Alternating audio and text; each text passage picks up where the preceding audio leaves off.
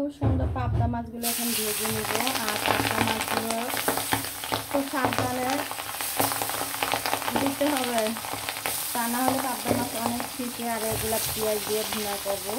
পেঁয়াজ দিয়ে ভুনা করলে কিন্তু পাবদা মাছগুলো খেতে অনেক মজা, অনেক সুস্বাদু হয়।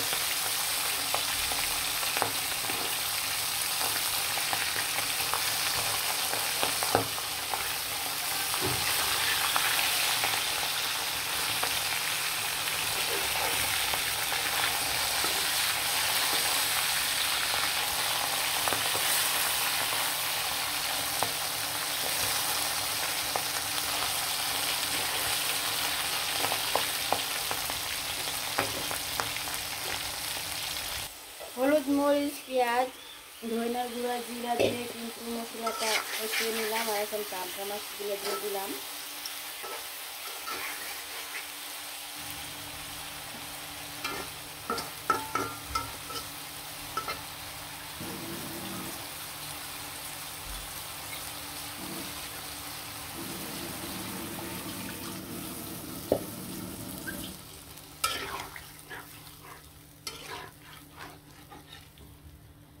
সুন্দর করে পাবদা মাছগুলো কিন্তু একদম ভুনা ভুনা করে ফেলবো পেঁয়াজ দিয়ে। আর এরকম সুন্দর করে রান্না করলে কিন্তু পাবদা মাছ খেতে খুব স্বাদ লাগে, ভালো লাগে। রান্নাটা খুব সুন্দরভাবে কমপ্লিট হয়ে গেছে। আর এখন রান্নাটা কিন্তু একদম সুন্দরভাবে হয়ে গেছে। আর মাছগুলো ভালোভাবে সাবধানে নাড়াচাড়া দিতে হবে। আর পাবদা মাছ কিন্তু এমনিতেই নরম, আর খেতে কিন্তু অনেক স্বাদ।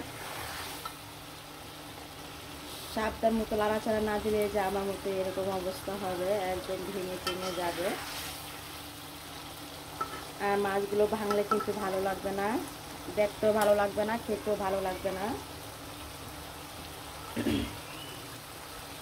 খুব সুন্দর একটি রান্না করে ফেললাম। এখন রান্নাটা কমপ্লিট হয়ে গেছে। এটা আমি আরেকটা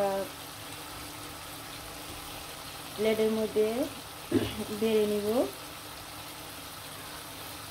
আর কে কে পাবদা মাছ খেতে পছন্দ করেন অবশ্যই কমেন্টে জানাবেন। পাবদা মাছের দাওয়াত রইল সবাইকে। আর এরকম সুন্দর সুন্দর রান্না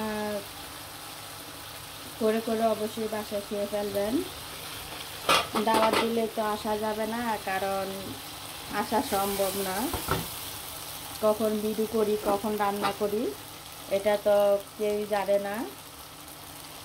ভিডিও করার সময় ভিডিও করে খেয়ে কিন্তু ভিডিওটা ছাড়া হয়।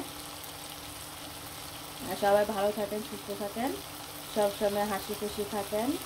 আর আমার পাবদা মাছ রান্নাটাও কমপ্লিট হয়ে গেছে। এটা আমি একটা পাত্রের মধ্যে এখন উঠিয়ে নিব। আল্লাহ হাফেজ।